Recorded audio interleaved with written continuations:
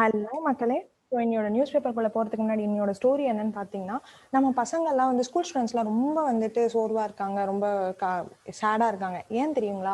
அவங்களுக்கு படிக்கிறதுக்கு internet connection வந்து சரியா இல்லைங்களாங்க. அதான் ரொம்ப சேடாக இருக்காங்க. ஸோ இப்போ வந்து என்ன சொல்கிறாங்கன்னா, நம்ம கவர்மெண்ட்டில் நீங்கள் வேக்சின் போட்டுக்கோங்க, நாங்கள் வந்து வெளிநாட்டுக்கு உங்களை அனுப்புகிறோம், நீங்கள் படிக்க வைக்கிறோம் அப்படின்னு சொல்லிட்டு இருக்காங்க. கடைசியில் வந்துட்டு பார்த்தீங்கன்னா, யூரோப்லேருந்து என்ன பண்ணாங்கன்னா, நீங்கள் வேக்சின்லாம் போட்டாலாம் நாங்கள் அக்செப்ட் பண்ணிக்க மாட்டோம், உங்களதெல்லாம் வந்து வேக்சினே கிடையாது, நாங்கள் ஏற்றுக்க மாட்டோம் அப்படின்னு சொல்கிறாங்க. இதை பார்த்துட்டு நம்ம இந்தியாவில் இருக்கக்கூடிய ஒரு சில சயின்டிஸ்ட்லாம் என்ன பண்ணுறாங்கன்னா, அது எப்படி நீங்கள் வந்து எங்கள் வேக்சின் எடுக்க மாட்டேன்னு சொல்கிறீங்க, நாங்களே இன்டர்நெட் ஃபெசிலிட்டி கொண்டு வரோம், எங்கள் பசங்களை படிக்க வைக்கிறோம் அப்படின்னு சொல்லி ஒரு சைடு சொல்லிட்டு இருக்காங்க. இன்னொரு சைடு வந்து ஐநா சபை என்ன வந்து பண்ணுறாங்கன்னா, அதெல்லாம் கிடையாது, வேக்சின்லாம் வந்து நாங்கள் ஒத்துக்கிட்ட வேக்சின் எல்லாமே நல்ல வேக்சின் தான், அவங்க வேக்சினேட் பண்ணால் நீங்கள் வந்து ட்ராவல் ரெஸ்ட்ரிக்ஷன்லாம் போடக்கூடாது அப்படின்னு சொல்கிறாங்க. இதை கேட்டோடனே நம்மளோட பசங்களுக்கும் செம்ம குஷி ஆயிடுச்சு. அது ஏன்னா வந்து படிக்க முடியும் அப்படிங்கிற ஒரு குஷி ஆயிடுச்சு. அதே மாதிரி வந்து பார்த்தீங்கன்னா, சயின்டிஸ்ட்லாமும் நிறைய இதுவும் அவங்களோட இன்னோவேஷனையும் கொண்டு வர மாதிரி அமையுது. ஸோ இதுதான் என்னோட ஸ்டோரி. நம்ம வந்து இப்போ பேப்பருக்குள்ள டேரெக்டாக போகலாம். ஸோ ஃபர்ஸ்ட் நியூஸ் வந்து என்ன அப்படின்னு சொல்லி பார்த்தீங்கன்னா, in last academic year only 22% school had internet அப்படின்னு சொல்கிறாங்க. அதாவது லாஸ்ட் இயர் வந்து நம்ம பேண்டமிக் இயரிங்களா, அந்த டயத்தில் 22% ஆஃப் ஸ்கூலுக்கு மட்டும்தான் இணையதளத்தோட கனெக்ஷன் இருந்துச்சு அப்படின்னு சொல்கிறாங்க. ஸோ அதில் வந்து பார்த்தீங்கன்னா 12% தான் 2019-20 போன வருஷமாச்சு கொஞ்சம் பரவாயில்லையா இருந்துச்சு அப்படிங்கிற மாதிரி கம்ப்யூட்டர் ஃபெசிலிட்டிஸ் எதுவுமே இல்லைன்னு சொல்கிறாங்க. அதுவும் இப்போது பேண்டமிக் டைமில் நம்ம வந்து இணையதளத்துக்கே ஃபுல்லாக கம்ப்ளீட்டாக வந்து டிபெண்ட் ஆகிட்டு இருக்கும்போது இந்த மாதிரி ஸ்கூல்ஸில் இன்டர்நெட் கனெக்ஷன் இல்லாதது ஒரு கவலைக்கிடமான நிலையம் தான்.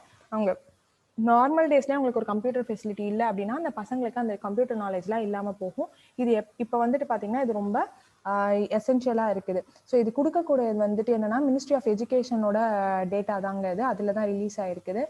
கொடுத்த யாருன்னு பார்த்தீங்கன்னா unified district information system for education plus அதோட ரிப்போர்ட்லேருந்து தான் கலெக்ட் பண்ணி அந்த ரிப்போர்ட் கண்டக்ட் பண்ணி அதுலேருந்து நம்ம மினிஸ்ட்ரி ஆஃப் எஜுகேஷனில் வந்துட்டு சொல்லியிருக்காங்க. கிட்டத்தட்ட 15 lakhs ஸ்கூல்ஸை வந்துட்டு ஜட்ஜ் பண்ணியிருக்காங்க. அதுல என்ன இது சொல்லியிருக்காங்க. ஸோ இது ப்ரிலிம்ஸ் பெர்ஸ்பெக்டிவ்லையும் ஓரளவுக்கு இம்பார்ட்டன்ட். யார் கொடுக்குறாங்கன்ட்டு மெயின்ஸ் இந்த மாதிரி டேட்டாஸ் கேட்கலாம், பட் மெயின்ஸில் தாங்க இது ரொம்ப இம்பார்ட்டன்ட்டு.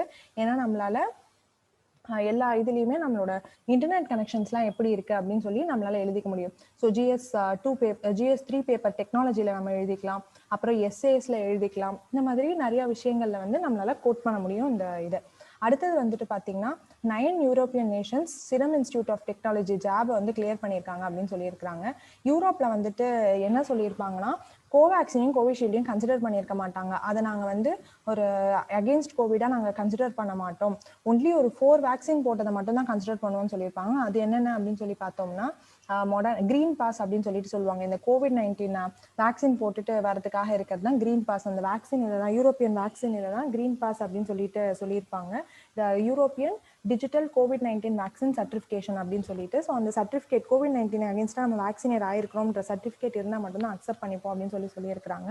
அந்த கிரீன் பாஸ் வந்து எந்தெந்த வேக்சின்லாம் ரெகக்னைஸ் பண்ணிருந்தா, பிப்சரை ரெகக்னைஸ் பண்ணுது, மாடர்னாவை ரெகக்னைஸ் பண்ணுது, மாடர்னாஸோட ஸ்பைக் வேக்ஸு, அப்புறம் ஆக்ஸ்போர்ட் ஆஸ்ட்ராசெனிகாவை இது பண்ணுது, அண்ட் ஜான்சனோட ஜான்சின், இந்த 4 வேக்சின் தாங்க கன்சிடர் பண்ணுது யூரோப்பியன் யூனியன். பட் ஒரு 9 கண்ட்ரிஸ் ஆஃப் அந்த யூரோப்பியன் நேஷன்ஸ்ல என்ன சொல்றாங்கன்னா, அப்படிலாம் ஒன்றும் கிடையாது, கோவிஷீல்டுமே வந்து நல்ல ஒரு இதுதான், நாங்கள் அதையுமே ஓகே தான் பண்ணுறோம் அப்படின்னு சொல்கிறாங்க. யார் யாருன்ற 19 கண்ட்ரிஸை வந்துட்டு கொடுத்துருக்காங்க. ஆஸ்திரியா, ஜெர்மனி, ஸ்லோவேனியா, கிரீஸ் அவங்க எல்லாத்தையுமே வந்து கொடுத்துருக்குறாங்க. மிச்சம் என்னென்ன வேக்சின்ஸுங்கிறத இங்கே நீட்டாக வந்துட்டு கொடுத்துருக்காங்க.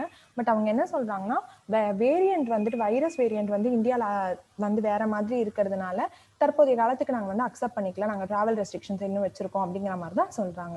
ஸோ அடுத்தது வந்துட்டு பார்த்தீங்கன்னா, டிஎன் ஸ்டாஃப்ஸுக்கு வந்து நியூ ஹெல்த் இன்சூரன்ஸ் ஸ்கீம் கொடுக்க போகிறோம் அப்படின்னு சொல்லிட்டு சொல்கிறாங்க தமிழ்நாடு கவர்மெண்ட்லேருந்து. So new health insurance policy scheme 2021 கொடுக்க போகிறாங்க. அவங்க ஃபேமிலி மெம்பர்ஸ்க்கும் எம்ப்ளாயிஸ்க்குமே வந்து கொடுக்க போகிறாங்க. அதுதான். ஸோ இது வந்து டிஎன்பிஎஸ்சி லெவலில் வந்து important. United India insurance company limited தாங்க இந்த அக்ரிமெண்ட் ஆஃப் த கவர்மெண்ட்டை வந்து வெளியே கொண்டு வர போகிறாங்க.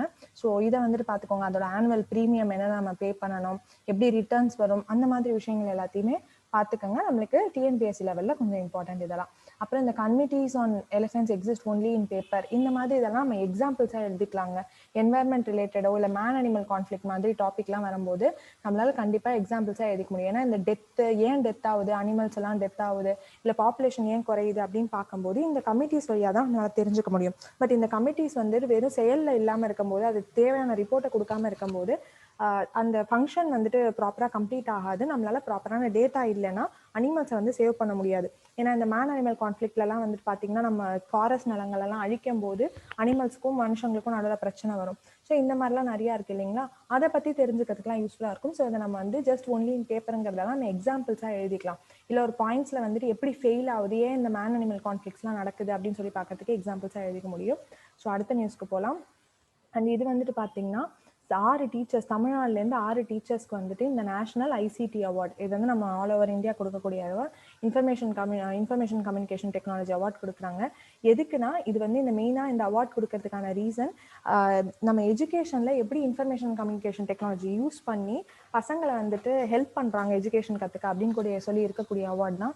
அவங்க ஒருத்தர் என்னென்ன மாதிரி விஷயங்கள் செஞ்சுருக்காங்க, அதுவும் முக்கியமாக பேண்டமிக் டைமில் ஒரு QR கோடை வந்து ஜென்ரேட் பண்ணி அட்டண்டன்ஸ் மாதிரி யூஸ் பண்ணுறது, ஐடென்டி கார்டு மாதிரி யூஸ் பண்ணுறது.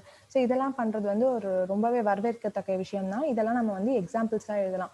எப்படி கோவிட்ல நம்ம டெக்னாலஜி யூஸ் பண்ணுறோம். ஸோ இது வந்து எஜுகேஷன்லேயுமே எழுதிக்கலாம். GS1 சோஷியல் இஷ்யூஸில் வந்து கேட்டால் எழுதிக்கலாம். அண்ட் GS2ல ஜென்ரலாக நம்மளோட ரிஃபார்ம்ஸில் எழுதிக்கலாம். ஏதாச்சும் எப்படி நம்ம டேக்கிள் பண்ண போகிறோம் எஜுகேஷனை, GS3 எல்லா பேப்பர்ஸ்லையும் எழுதிக்கலாங்க இந்த எஜுகேஷன் ரிலேட்டட்லாம். அப்புறம் SA இது எல்லாத்துலேயுமே நம்மள எழுதிக்கலாம். அண்ட் இதுலேயுமே யூஸ் பண்ணிக்க முடியும். ஸோ அதை பார்த்துக்கோங்க. கொடுக்குறது இந்த அவார்ட்ஸை கொடுக்குறது யாருன்னு பார்த்தீங்கன்னா மினிஸ்ட்ரி ஆஃப் எஜுகேஷன் வந்துட்டு கொடுக்குறாங்க. Information and communication technology digitalise பண்ணுறதுக்காக எஜுகேஷனை கொடுக்கக்கூடிய அவார்டு தான் அது.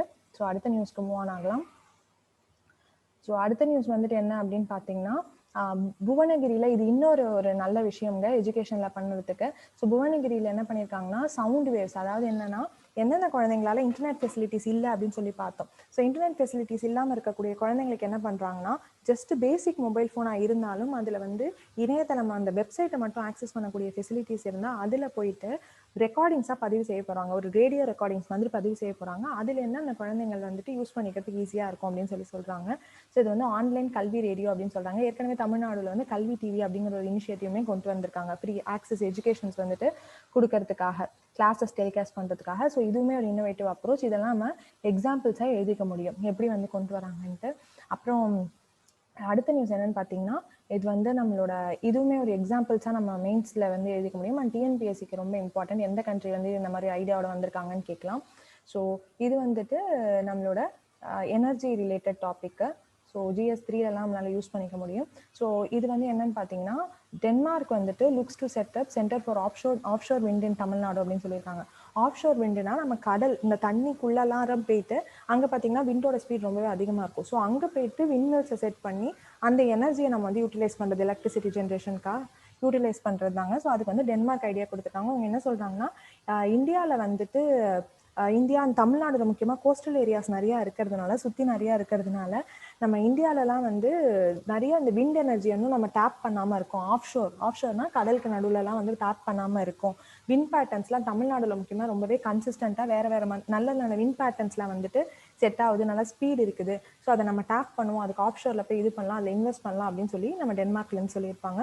ஸோ இதெல்லாம் நீங்கள் வந்து எப்படி எனர்ஜியை வந்துட்டு எப்படி ரெனியூவபிள் சோர்ஸஸ்க்கு நம்ம மூவ் ஆன் பண்ணலாம் அப்படிங்கிறதுக்கு இதெல்லாம் எக்ஸாம்பிளாக, இன்னும் நம்ம ஆஃப்ஷோரை டேப் பண்ணல ஸோ அதை டேப் பண்ணலாம் அப்படிங்கிறதுக்கு ஒரு எக்ஸாம்பிள் நம்மளோட சஜஷன்ஸில் நம்ம வந்து எழுதிக்கலாம். அந்த எக்ஸாம்பிள்ஸாகவும் எழுதிக்கலாம். அப்புறம் வந்துட்டு பார்த்தீங்கன்னா APCM இந்த YSR பீமா ஸ்கீம் வந்துட்டு லான்ச் பண்ணியிருப்பாங்க. ஸோ அந்த ஸ்கீம் என்ன, எந்த ஸ்டேட்டில் அதை இருக்குது அப்படின்னு சொல்லி பார்த்துக்கணும். அண்ட் இது வந்து கவர்மெண்ட் வந்து டைரெக்டாக இன்சூரன்ஸ் அமௌண்ட் வந்து பே பண்ணிடுவாங்க. டிசீஸ்டு யாருக்கு வந்துட்டு தேவையான விக்டிம்ஸ் யாரோ அவங்களுக்கு வந்துட்டு இதை பே பண்ணிடுவாங்க அந்த மாதிரி. ஸோ அந்த ஸ்கீமையுமே வந்து பார்த்துக்கோங்க. அண்ட் வந்து ஆந்திர பிரதேஷ் ஸ்கீம் அண்ட் ஓவராலாக என்னென்ன ஸ்கீம் இருக்குது, நம்மளோட பிரதான் மந்திரி ஸ்வஸ்திய பீமா யோஜனா, ஸோ அந்த மாதிரி என்னென்ன இன்சூரன்ஸ் ஸ்கீம்லாம் இருக்குது அப்படிங்கிறதையுமே பார்த்துக்கோங்க.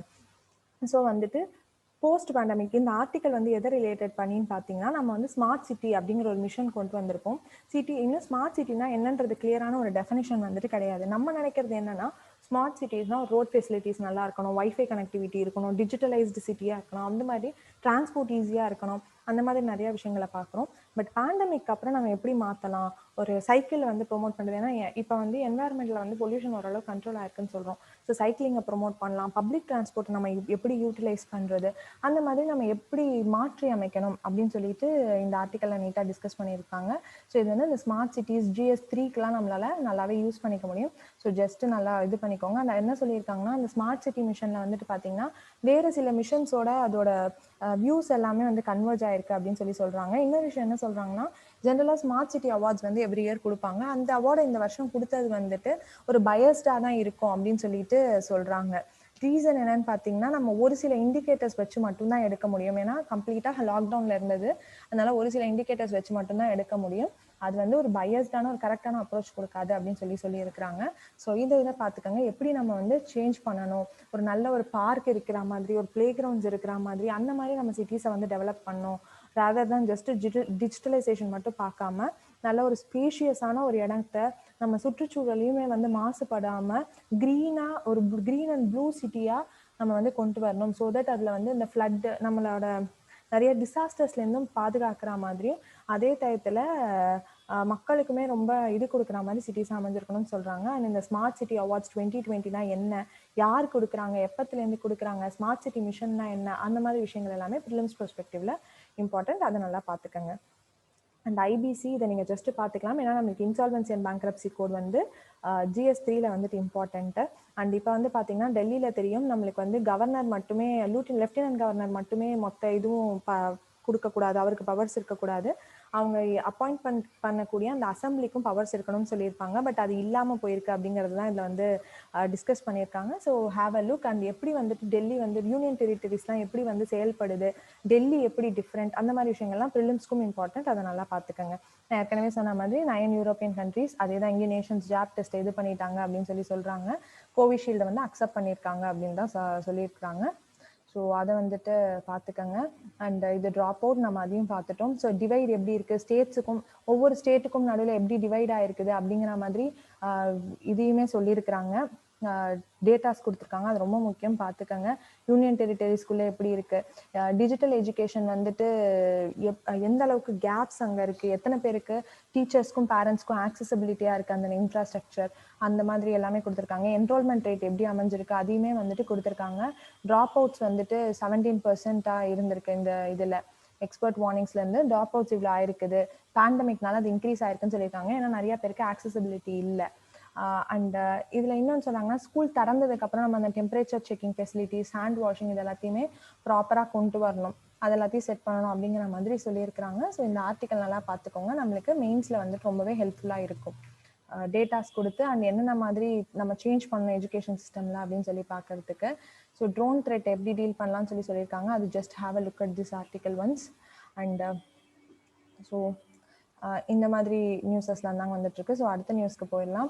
அண்ட் வந்து ப்ரொடெக்ஷன் கொடுத்துருக்காங்க அப்படின்னு சொல்லியிருக்காங்க. இந்த ஜஸ்ட் இந்த கேஸை வந்து என்னன்னு பார்த்து வச்சுக்கோங்க. Women who converted to Islam granted protection அப்படின்னு சொல்லிட்டு ஜஸ்ட் இந்த ஹையரிங்கில் வந்து என்ன சொல்கிறாங்க அப்படின்றத நார்மலாக இந்த நியூஸை வந்து கோத்ரூ பண்ணிக்கோங்க. ஏன்னா அது வந்து நம்மளுக்கு ஒரு ஐடியா கிடைக்கும், எப்படி விமனோட ரைட்ஸை வந்து ப்ரொடெக்ட் பண்ணலாம், இல்லை வாட் எவர் இட் இஸ், அந்த கேஸ்ட், ரிலீஜன்ஸ் மாதிரி இதெல்லாமே சோஷியல் இஷ்யூஸில் இம்பார்ட்டன்ட். ஸோ அதுக்கு நீங்கள் எக்ஸாம்பிள்ஸாக எழுதுறதுக்கு யூஸ்ஃபுல்லாக இருக்கும், அதை பார்த்துக்கோங்க. அடுத்தது வந்துட்டு பார்த்தீங்கன்னா, இது ஒரு இம்பார்ட்டன்ட் நியூஸ். ப்ரிலிம்ஸ் பெர்ஸ்பெக்டிவ்லையும் சரி, மெயின்ஸ்லையுமே நம்மளால் இது பண்ணிக்க முடியும். இந்த வேக்சின்ஸை பற்றி இது வந்ததுனால ஸோ DGCI வந்து என்ன பண்ணியிருப்பாங்கன்னா, ஜைகோவ் டி அப்படிங்கிற வேக்சினுக்கு வந்துட்டு இது பண்ணியிருப்பாங்க. இதுதான் பார்த்தீங்கன்னா world's first plasmid DNA vaccine, சரிங்களா? ஸோ அதனால தான் இது வந்து இம்பார்ட்டன்ட். இந்த வேக்சினுக்கு வந்துட்டு ஓகே சொல்லியிருப்பாங்க நம்மளோட drug controller general of India, அவங்க வந்துட்டு ஓகே பண்ணியிருப்பாங்க. அண்ட் ஃபஸ்ட்டு பிளாஸ்மிட் வேக்சின் இது வந்துட்டு ஒரு பிரேக் த்ரூ இது, சரிங்களா? பிரேக் த்ரூ இது, இந்த வேக்சின் இதிலே வந்து இந்த சயின்டிஃபிக் இன்வென்ஷனில் மிகப்பெரிய ஒரு விஷயம் இந்த ஜைகோவ் டி வந்துட்டு கண்டுபிடிச்சது. ஸோ இம்யூன் சிஸ்டமை வந்து பயங்கரமாக இது பண்ணுது அப்படின்னு சொல்கிறாங்க, இன்க்ரீஸ் பண்ணுது அப்படின்னு சொல்கிறாங்க.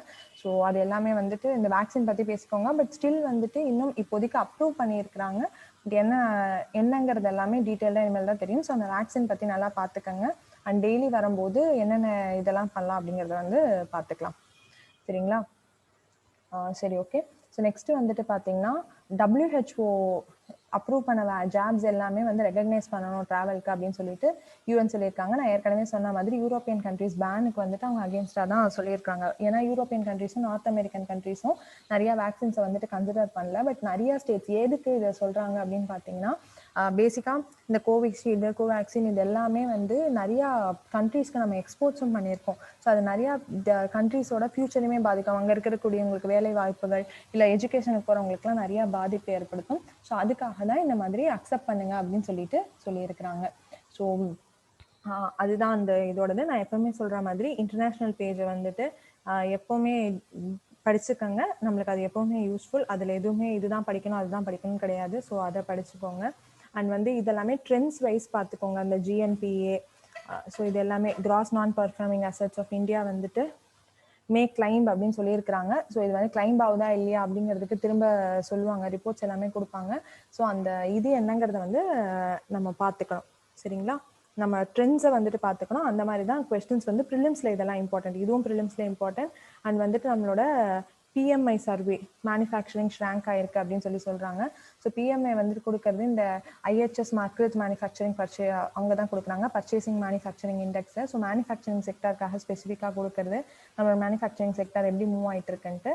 ஸோ இது எல்லாமே ட்ரெண்ட் மாதிரி நம்மளுக்கு கேட்பாங்க. ஸோ அதுக்காக இந்த நியூஸை வந்து நல்லா பார்த்துக்கோங்க. எதில் வந்துட்டு கேபிட்டல் கூட்ஸ் வச்சா அஃபெக்ட் ஆகிருக்குதா, எந்த கூட்ஸ் வந்துட்டு அஃபெக்ட் ஆகிருக்கு, அந்த மாதிரி விஷயங்கள் எல்லாத்தையுமே நம்ம வந்துட்டு பார்த்துக்கணும். ஸோ அதுக்காக ப்ரிலிம்ஸ் பெர்ஸ்பெக்டிவ்ல இது இம்பார்ட்டன்ட். ட்ரெண்ட்ஸ் மாதிரி கேட்பாங்க. சரிங்களா? ஸோ இதுதான் இன்னைக்கான நியூஸ் பேப்பர். ஸோ படிங்க அண்ட் உங்களோட கமெண்ட்ஸ் அண்ட் ஃபீட்பேக்ஸ் வந்து கொடுங்க. தேங்க்யூ.